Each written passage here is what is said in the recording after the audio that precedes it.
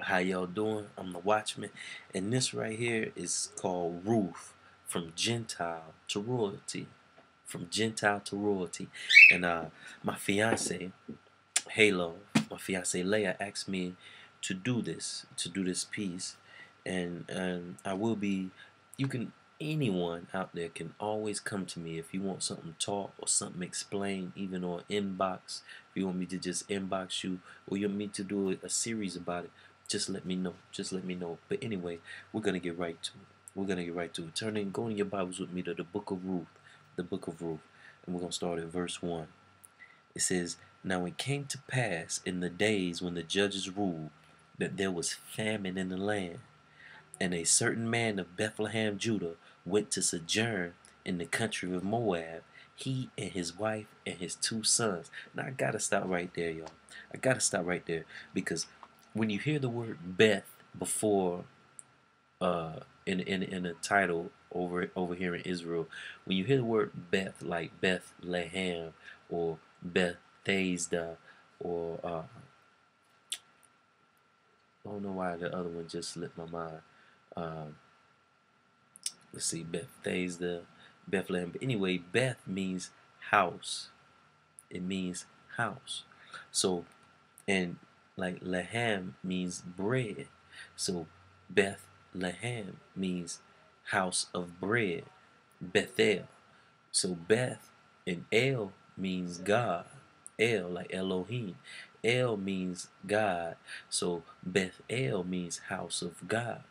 You get my drift. So Bethlehem means the house of bread. So what caught me off from the start is, so when it says in verse 1 that there was a famine in the land. So there was no bread in the house of bread. What was Israel actually doing? You know, for there to be no bread in the house of bread. For out of all the cities in Israel, out of all the places in Israel, you could always go to Bethlehem to find bread. But you couldn't. There was a famine in the land. And like we know, where there's a famine, where there's a drought, there's usually a lot of sinning going on. You know, a lot of sinning going on. And it made me think. It made me picture first myself, you know, as a Christian. We're supposed to be houses of bread, if you want to say it that way. People should be able to come to us or come to you to be able to get food, bread, good bread. Can they come to you? Ask yourself honestly, can someone come to you and get good bread? Or is there a famine in your house of bread? Y'all have to excuse me. The weather's changing. I'm a little sick, but we're going to keep talking while I put on some chapstick. But anyway, is there a famine in your house of bread? And if there is, why? What is causing the famine? Are you reading your word?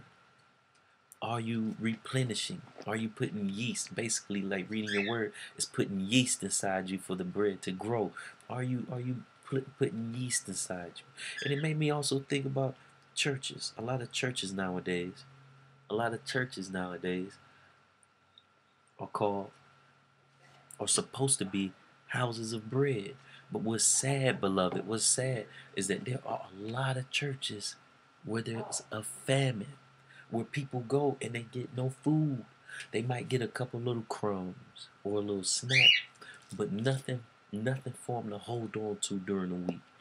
You know, too many times people grow up in the church or they always go to church, but they're never being taught the foundations and the principles and the meat of the word. They're always just taught in the little feel good, happy go feeling, everyday little stories that we've heard our whole lives, and they don't even go deep into the stories. So ask yourself and even look at your church. Is my church a house of bread, or is there a famine in the land? And if there is, what's causing the famine? Famines and droughts are a result of a separation from God. For didn't Jesus say, "I am the bread"? Anytime you are with the Lord, there's an abundance of food. So when there's a famine in the land, it's the effect or the consequence of something that's going on. Something that's going on. And then check verse 1 out. It also says, and a certain man of Bethlehem, Judah, went to sojourn in the country of Moab. He and his wife, he had to go. Moab is an idolatrous country that worshiped Baal, the sun god.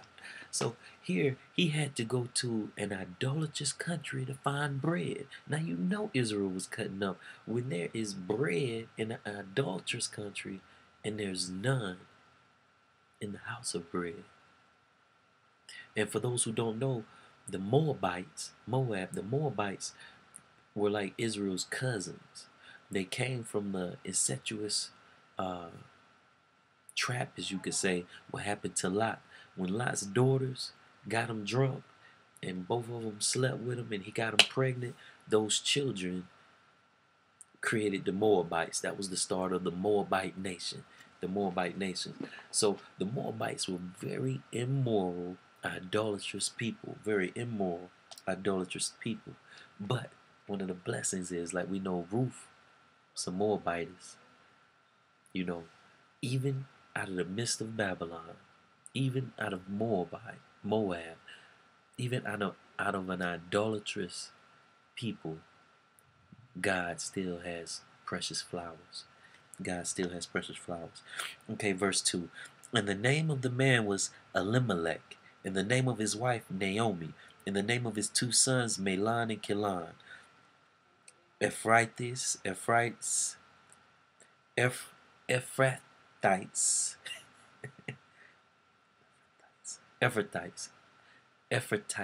let's say it like that.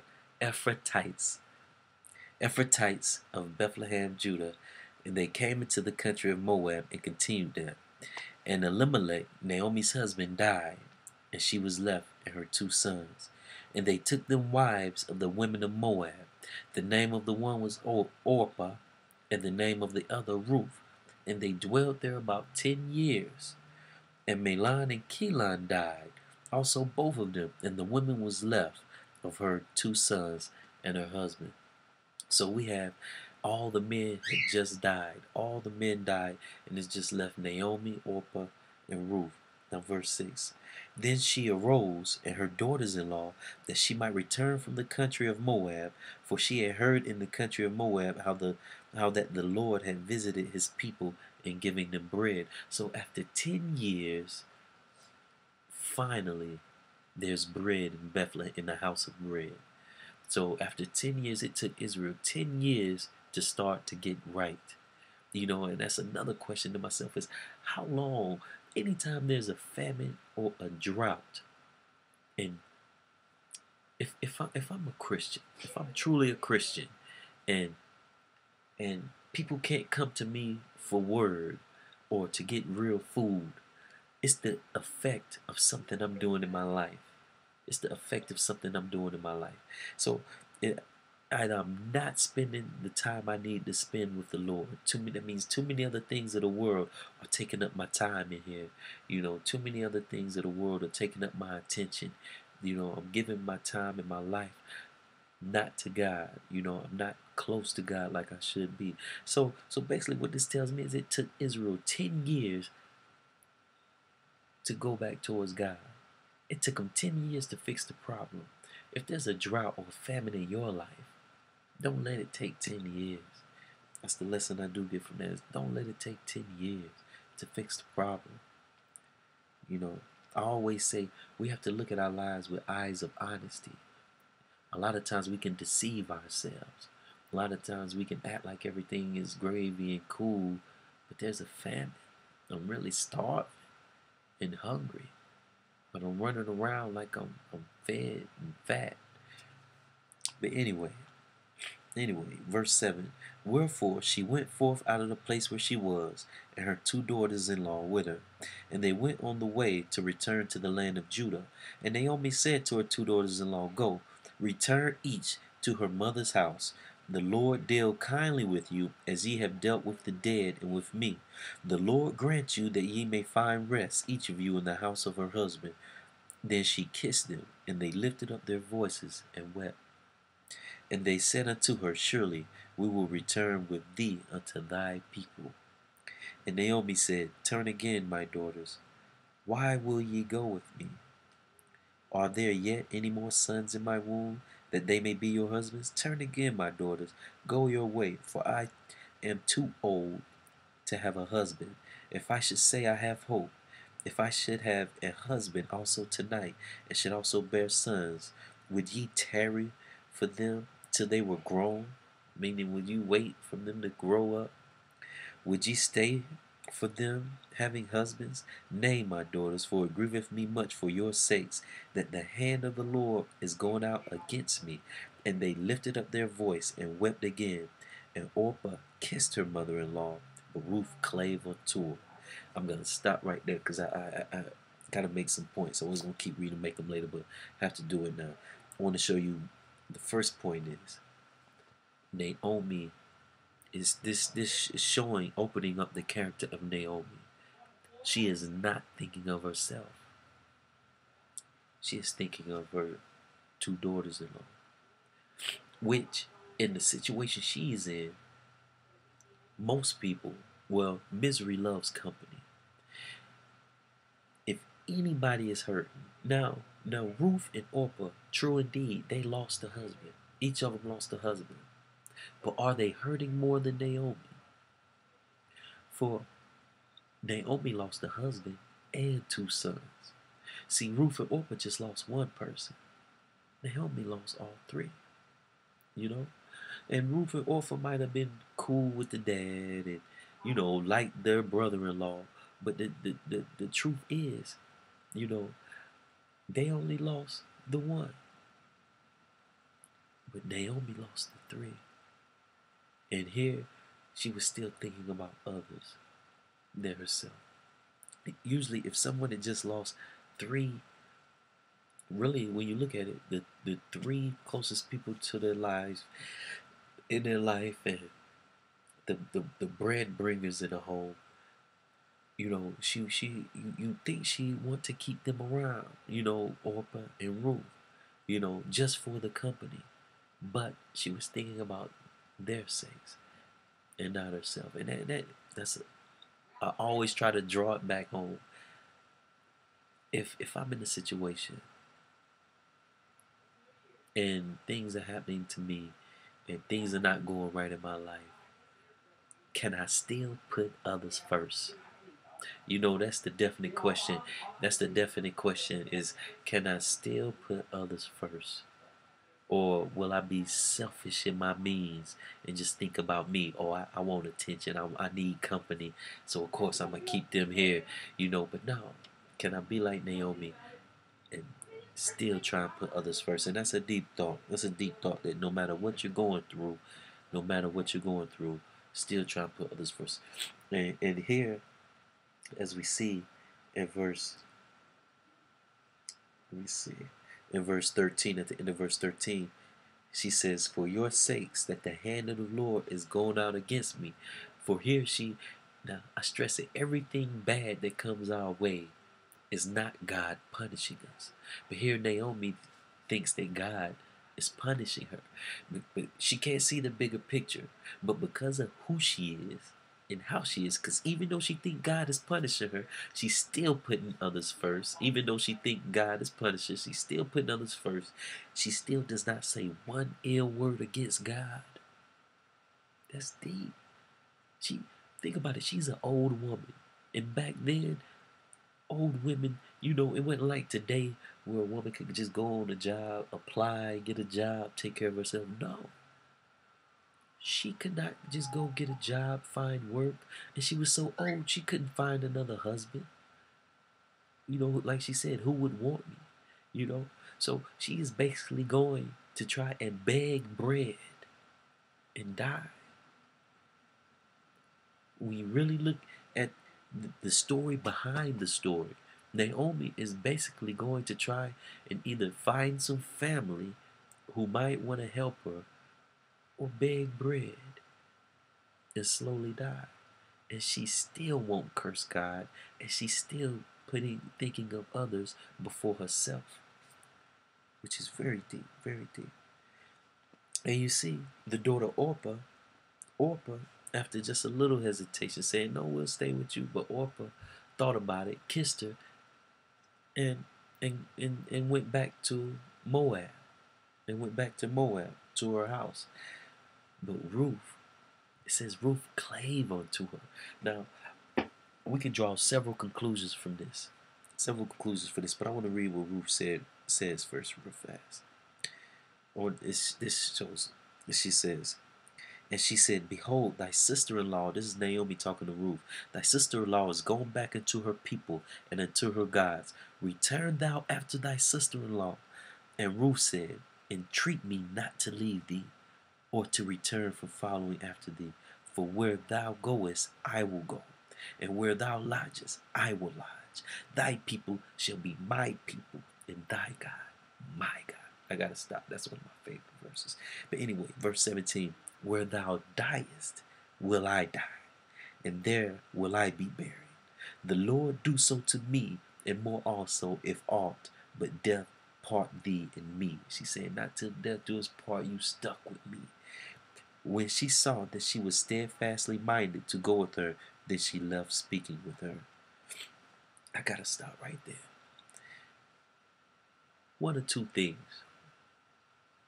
Ruth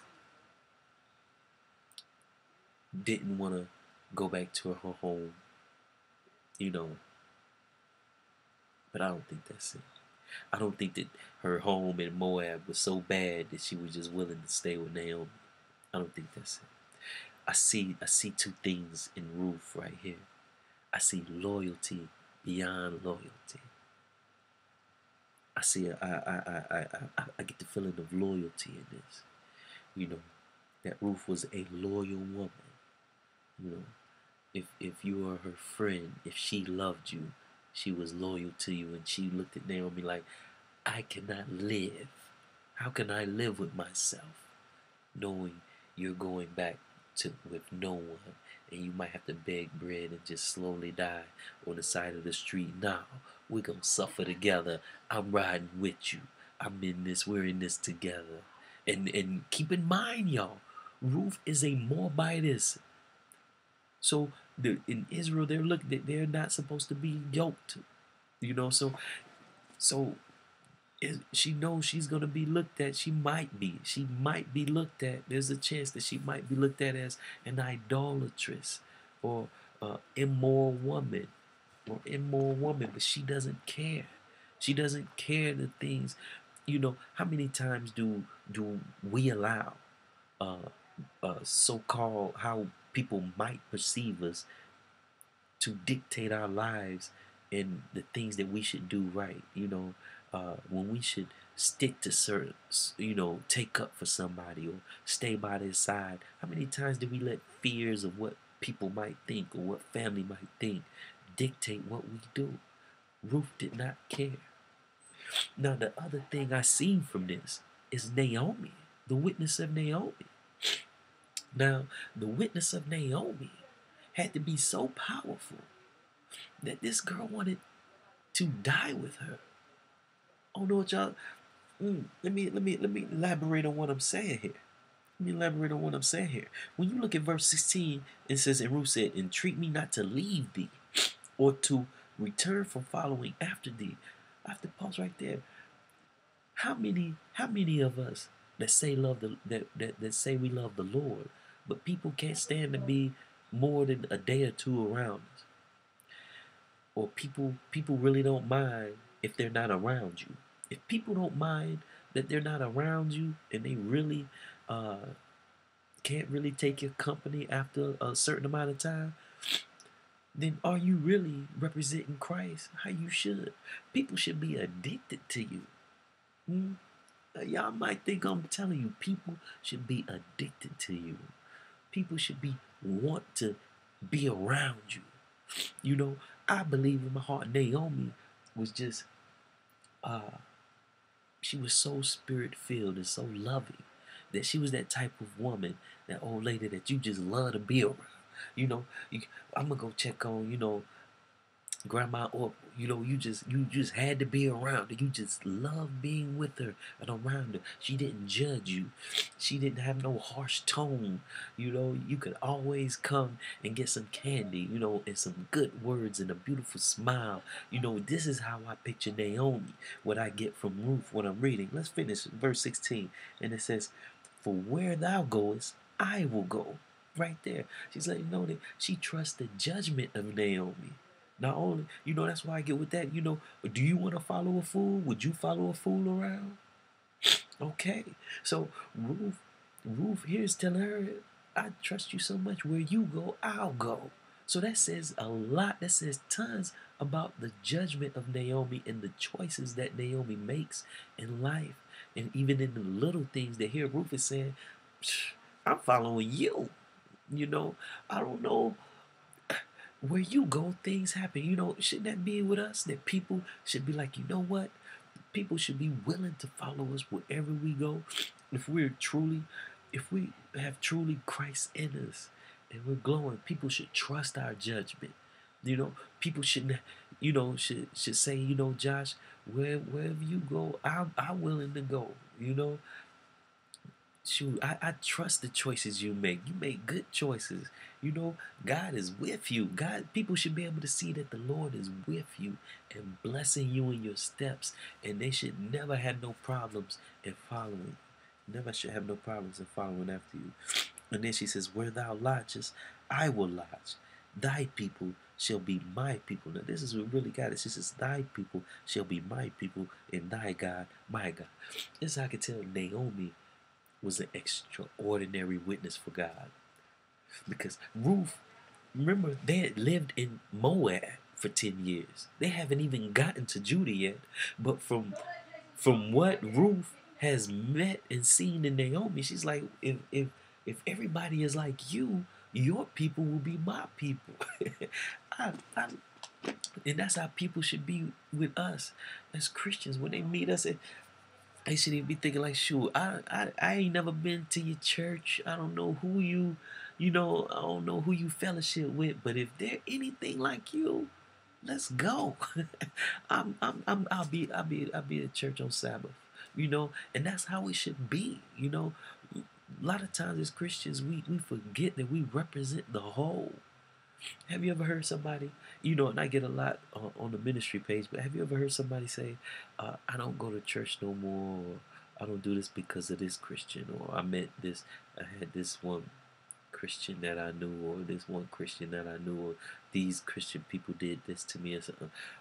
We forget that we represent the whole. And sometimes when we're nasty, mean, and we come out of character, which happens to all of us, trust me, I've come out of character many times, and so I really know the detrimental of it, certain things where people are looking like, and I thought you loved Jesus, you know.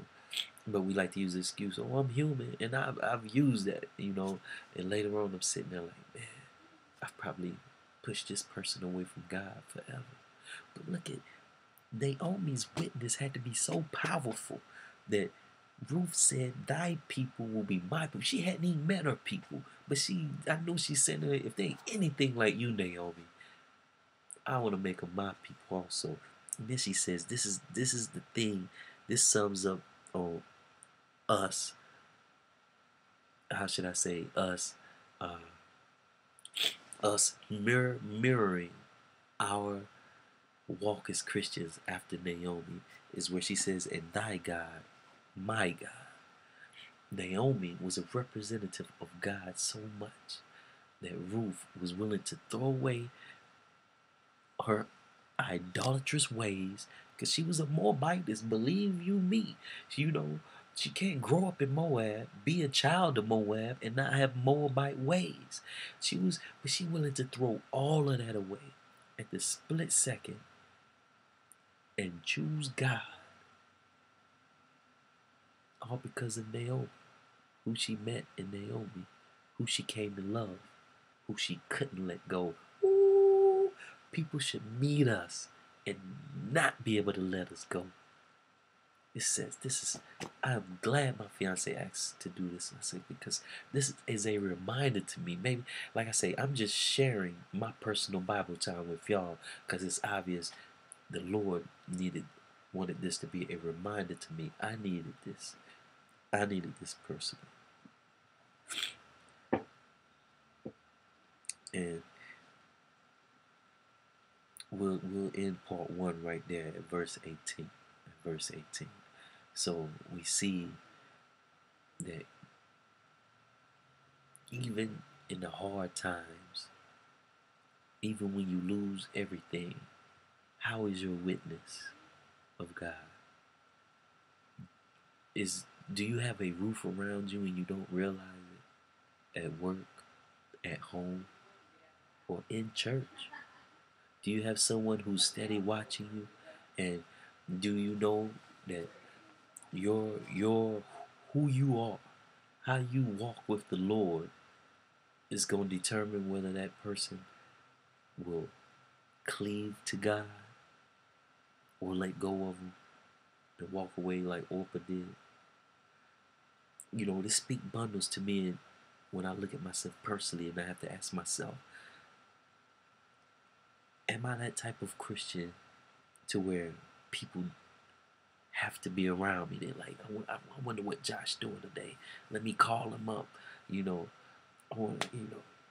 am I that type of Christian where people will follow me anywhere I go? You know, that they trust my judgment. Am I that type of Christian where people trust in my discernment?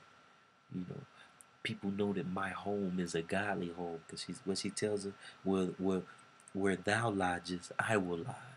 You know, do people, some people's homes and you know you ain't going. But anyway, then I ask myself, am I a good representative of not only God, but of my people also, my fellow Christians? Remember, Ruth tells her, she says, thy people shall be my people. Am I representing my fellow church members, my fellow Christians? Am I representing them like they should be represented? To where it's making people say, you know what? I haven't even I ain't even been to your church, but I'm ready to go. I'm coming this Sabbath, you know. Am I like Naomi? Am I like Naomi? I believe this is a question we should all ask ourselves.